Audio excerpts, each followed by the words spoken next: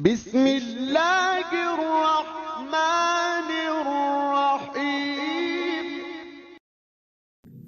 Assalamualaikum warahmatullahi wabarakatuh.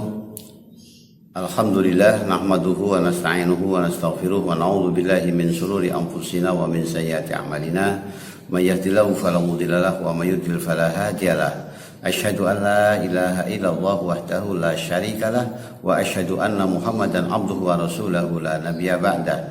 Allahumma shalli wa sallim wa barik ala Muhammadin wa ala alihi wa ashabihi rasulillahi ajma'in. Para pemirsa yang dirahmati oleh Allah Subhanahu wa taala, bersyukur kita bisa berjumpa kembali.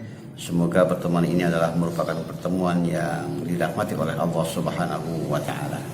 Tak lupa salam salawat kita haturkan kepada junjungan kita Nabi Agung Muhammad sallallahu alaihi wasallam, Nabi akhirul zaman, Nabi panutan kita semuanya yang kita nantikan syafaatnya di yaumul kiamah.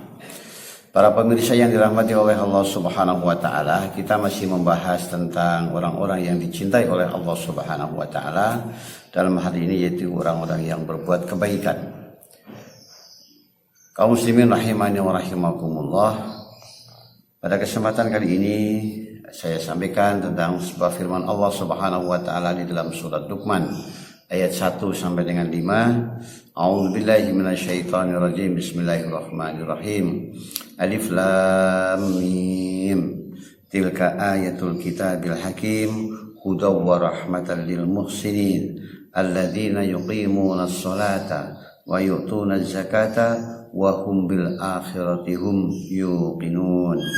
Ulaika ala hudam min rabbihim wa ulaika humul muflihun. Yang artinya kurang lebih bahwasanya Alif Lam Mim inilah ayat-ayat Al-Quran yang mengandung hikmah, menjadi petunjuk dan rahmat bagi orang-orang yang berbuat kebaikan. Siapakah yang berbuat kebaikan itu?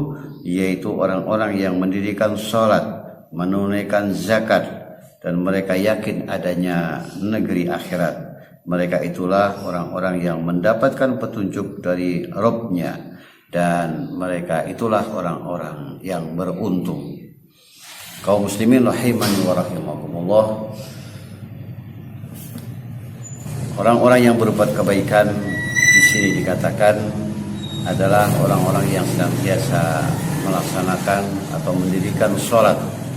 Wa aqimus sholah, ya.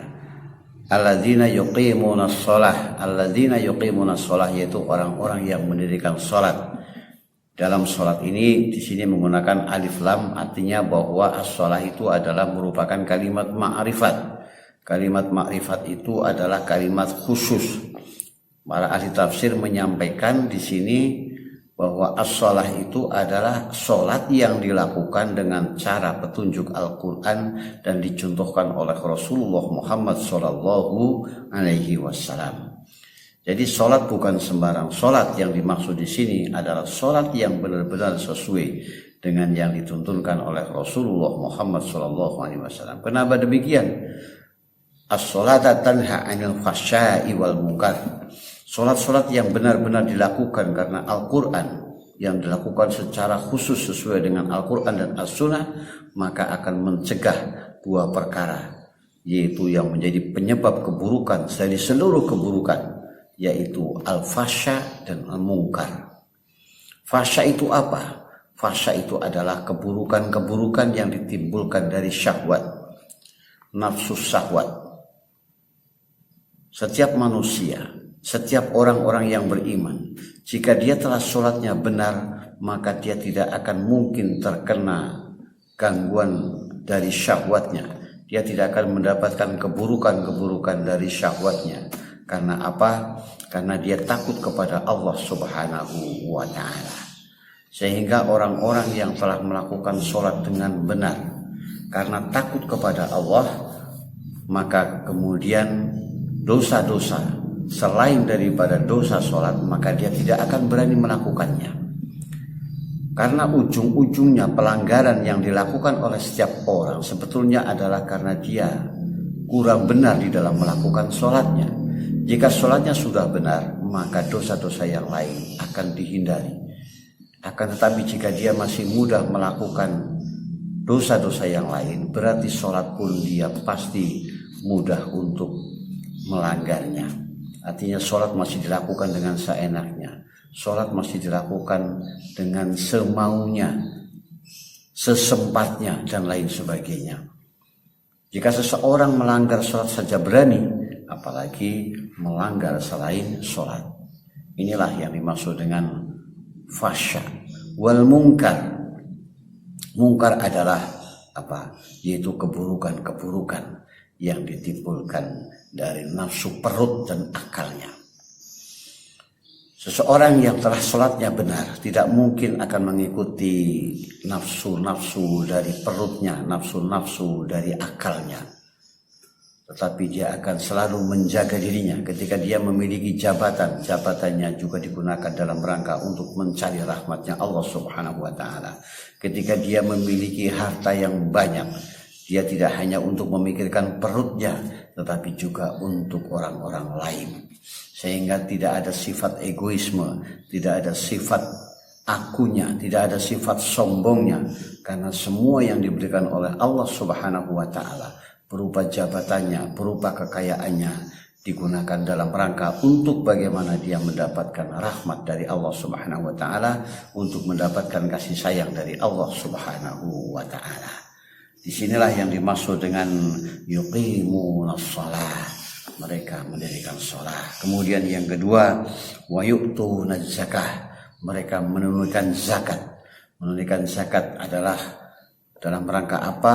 Karena zakat adalah merupakan kewajiban setelah aqimis sholat. Bagaimana dia telah mendirikan sholat, tapi bagaimana dia tidak memperhatikan manusia. Jadi zakat ini adalah merupakan satu aplikasi ya dari perbuatan sholat kita. Sholat itu adalah perbuatan yang diawali dengan takbir dan diakhiri dengan salam. Artinya seseorang yang telah melaksanakan sholat dengan baik, maka dia mengetahui tentang ma'rifatullah, dan juga dia mengetahui tentang manusia, tentang sesama ciptaan Allah Subhanahu wa ta'ala. Jadi dia bagaimana juga ikut menyelamatkan, ikut memperhatikan sekelilingnya. Maka ketika sholat diakhiri dengan salam, mengucapkan salam ke kanan, kemudian salam ke kiri. Artinya bahwa kita, orang-orang yang sholatnya sudah benar, maka dia akan senantiasa memperhatikan lingkungannya, sehingga dia tidak segan-segan untuk senantiasa bisa mengeluarkan zakatnya. Artinya dia peduli kepada lingkungannya. Orang-orang yang demikian, maka dia akan menjadi kekasih-kekasih Allah Subhanahu wa ta'ala. Kemudian yang ketiga, kaum muslimin rahimani wa rahimakumullah, wa hum bil akhirati hum yuqinun. Dan mereka setelah mendirikan sholat, kemudian membayar zakat, wa hum bil akhirati hum yuqinun. Mereka dengan adanya negeri akhirat, mereka sangat meyakini, penuh harapan. Jadi harapan-harapannya adalah bagaimana ketika dia bisa kebahagiaan di dunia ini, tidak hanya sekedar di dunia, tapi juga bisa mengantarkan kebahagiaan di dunia ini sampai dengan akhiratnya. Maka orang-orang yang beriman kepada hari akhir, man kana yu'minu billahi wal yaumil akhir falyukrim dhaifahu, falyukrim jarrahu, falyukrim dhaifahu, falyakul khairan aw liyasmut. Ya, falyakul khairan aw liyasmut. Jadi orang-orang yang beriman kepada hari akhir, ya, orang-orang yang beriman kepada Allah dan kepada hari akhir, maka dia akan senantiasa menghormati tetangganya, kemudian menghormati tamunya. Wal taqul khairan, dia tidak akan mengatakan sesuatu yang tidak baik. Wal taqul khairan aw liyasmut, kalau dia tidak bisa bicara baik, maka lebih baik dia diam. Inilah ciri-ciri orang yang senantiasa dia ingat kepada negeri akhirat. Ingat bahwasanya di dunia ini hanyalah sementara, maka dia kalau di dunia itu tidak suka apabila disakiti, maka dia pun tidak akan menyakiti orang lain. Dia akan suka apabila ditolong oleh orang lain, maka dia pun suka menolong kepada orang lain. Ya, kaum muslimin rahimani wa rahimakumullah, maka ayat ini menuliskan ulaika ala hudam mir rabbihim. Itulah orang-orang yang senantiasa mendapatkan hidayah mendapatkan bisikan-bisikan halus dari Allah Subhanahu wa taala untuk senantiasa melaksanakan kebaikan, dan dia suka mencegah kepada keburukan. Ya, hutan adalah merupakan bisikan halus yang menyeriap dalam diri manusia untuk senantiasa mengajak kebaikan. Maka kemudian jika ini bisa terjadi dalam diri kita, maka kata Allah Subhanahu wa taala, ulaika humul muflihun. Inilah orang-orang yang selalu mendapatkan kebahagiaan. Inilah orang-orang yang mendapatkan keberuntungan. Inilah orang-orang yang mendapatkan kemenangan di sisi Allah Subhanahu wa taala.